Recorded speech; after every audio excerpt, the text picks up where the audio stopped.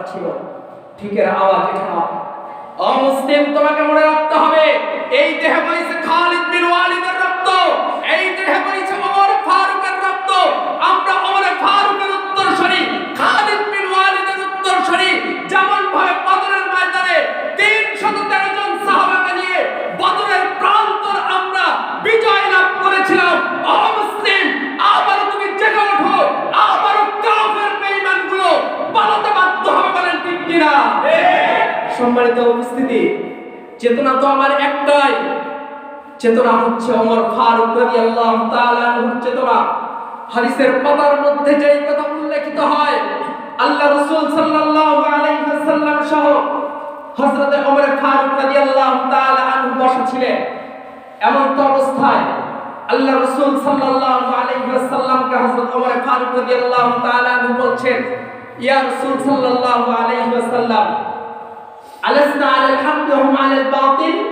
ইয়া রাসূল সাল্লাল্লাহু আলাইহি ওয়াসাল্লাম, আমি হকের উপর আর ওই যে কাফেরগুলো ওরা বাতিলের উপর, কথা কি ঠিক? আল্লাহ রাসূল বললেন, নাম, হ্যাঁ তোমার কথা ঠিক। এবার আল্লাহ রাসূলকে বললেন, ইয়া রাসূল সাল্লাল্লাহু আলাইহি ওয়াসাল্লাম, আরেকটা প্রশ্ন করতে চাই। বলল, হ্যাঁ বলো।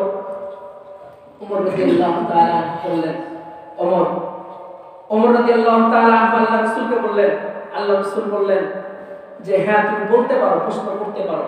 ওমর ফারুক রাদিয়াল্লাহু তাআলা বললেন, আলাইসা কাতলানা ফিল জান্নাহ ওয়া কাতলাহুম ফিন নার। ইয়া রাসূল সাল্লাল্লাহু আলাইহি ওয়াসাল্লাম, আপনি বলে দেন, আমরা হকের পক্ষে থাকার পরে যদি ওদের সঙ্গে জিহাদ করতে গিয়ে মৃত্যুবরণ করি, আমরা হব জান্নাতি আর ওরা হবে জাহান্নামী, এটা কি ঠিক? আল্লাহ রাসূল বললেন, নাম ওমর, হ্যাঁ তোমার এই কথা ঠিক। ওমর রাদিয়াল্লাহু তাআলা বললেন, ফালা মা নুতি হাযিহি দানিয়া, ফালা মা নুতি হাযিহি দানিয়া।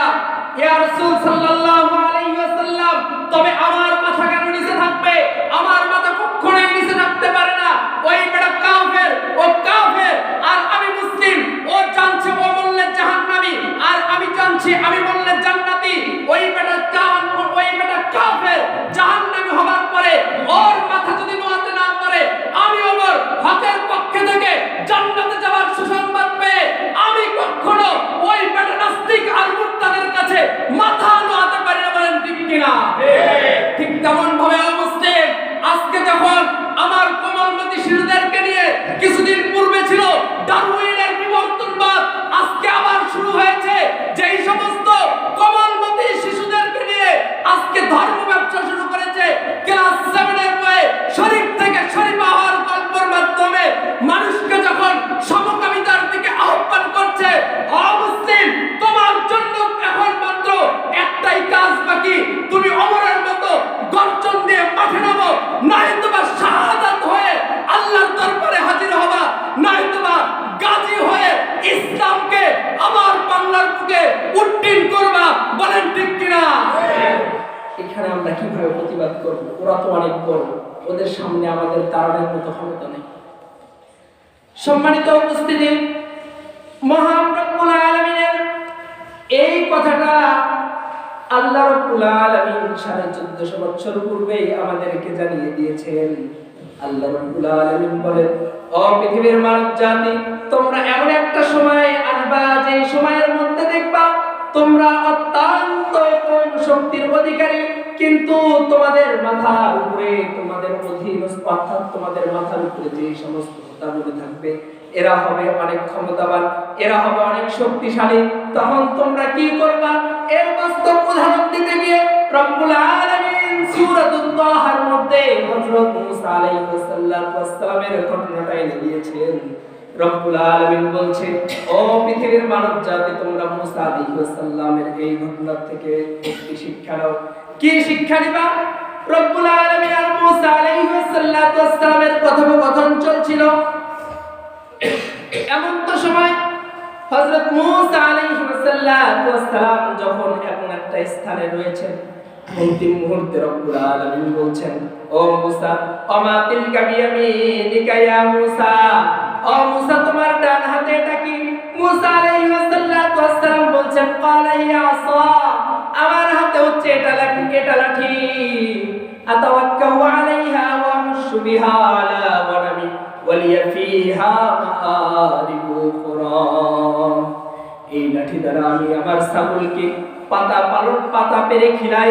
আমি এই লাঠি দ্বারা আমি এছাড়াও আরো অন্য অনেক কাজ করি। রব্বুল আলামিনের যখন প্রশ্নের উত্তর এটা দিয়েছিলেন, রব্বুল আলামিন তখন বললেন ক্বাল আলকিহা ইয়া মূসা, ও মূসা তোমার হাত থেকে ওই লাঠিটাকে ছেড়ে দাও।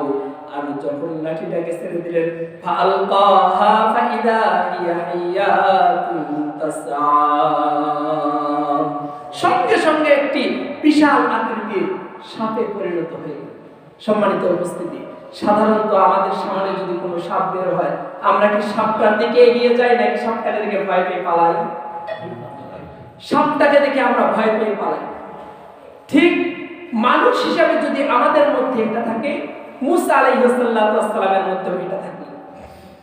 মূসা আলাইহিস সালাম একটু ভীত সন্তুষ্ট হলেন। রব্বুল আলামিন যে মুহূর্তে মূসা আলাইহিস সালামকে ওই লাঠিটাকে ছেড়ে দিতে বললেন, মূসা আলাইহিস সালাম যখন লাঠিটাকে ছেড়ে দিলেন, অন্তিম মুহূর্তে দেখতে পারলেন ফাআলকাহা ফাইদা হিয়া হাইয়াতুন তাসআ, বিশাল আকৃতির একটি সাপ হয়ে গেছে। ওই মুহূর্তে রব্বুল আলামিন মূসা আলাইহিস সালামকে বললেন ক্বালা খুযহা ওয়া লা তাখাফ, ও মূসা তুমি ভয় করো না, সানুঈদুহা সিরাতাহাল উলা।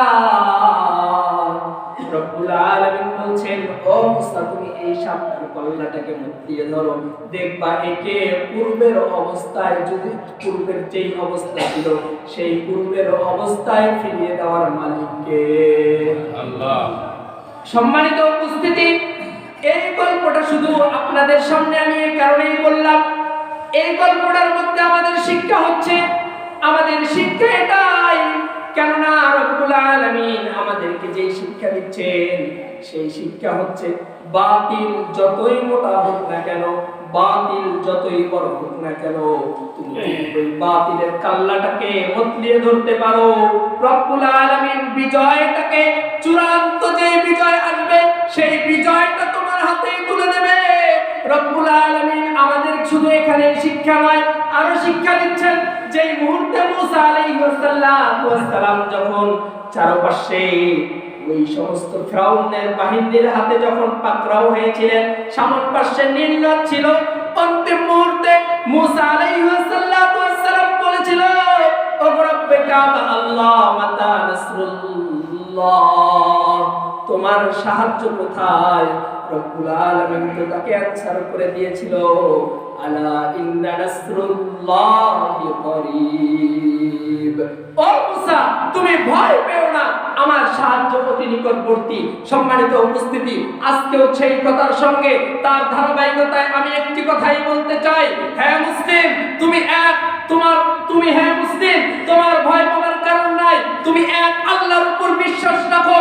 এক আল্লাহর উপর বিশ্বাস রেখে যেমন ভাবে এই পৃথিবীর মধ্যে হযরত বাবা আদম আলাইহিস সালাম থেকে নিয়ে শুরু করে রাসূল পর্যন্ত, রাসূল সাল্লাল্লাহু আলাইহি ওয়াসাল্লামের পর থেকে হক আর বাতিলের লড়াই প্রত্যেকটা সময় ছিল, আজকেও আছে, ভবিষ্যতেও থাকবে। কিন্তু মনে রাখবা চূড়ান্ত বিজয় ইসলামেরই হয়েছে, আর ইসলামেরই হবেই, বলেন ঠিক কিনা?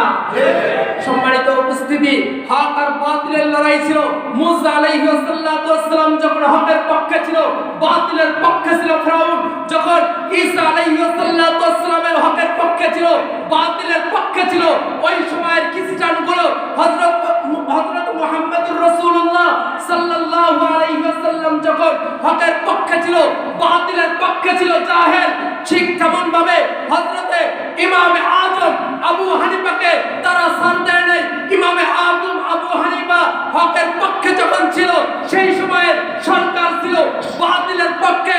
তারাই ধারাবাহিকতায় আজকেও মুসলমান তাকিয়ে দেখেন, যেখানেই মুসলমান, আজকে ফিলিস্তিনে মুসলমানের উপর নির্যাতন হয়, আজকেও মুসলমান যদি এক হয়ে এক আল্লাহর উপর বিশ্বাস স্থাপন করে আল্লাহু আকবারের তাকবীর দিত, মুসলমানরা আবার তামাম বিশ্বে ইসলামকে রাজ করে কালেমার পতাকা পথ পথ করে উঠতে, বলেন ঠিক কিনা?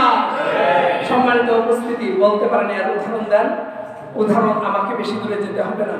গত 2-3 বছর পূর্বে ভারতের সেই মুস্কান নামক বোনের কথা মনে করে, যখন ওই জাহেল হিন্দুগুলো যখন আমার বোনকে নিয়ে যখন ঠাট্টা করেছিল, আমার বোন শুধু লিল্লাহে তাকবীর আল্লাহু আকবারের ধ্বনি দিয়েছিল, ওদের অন্তরের মধ্যে কম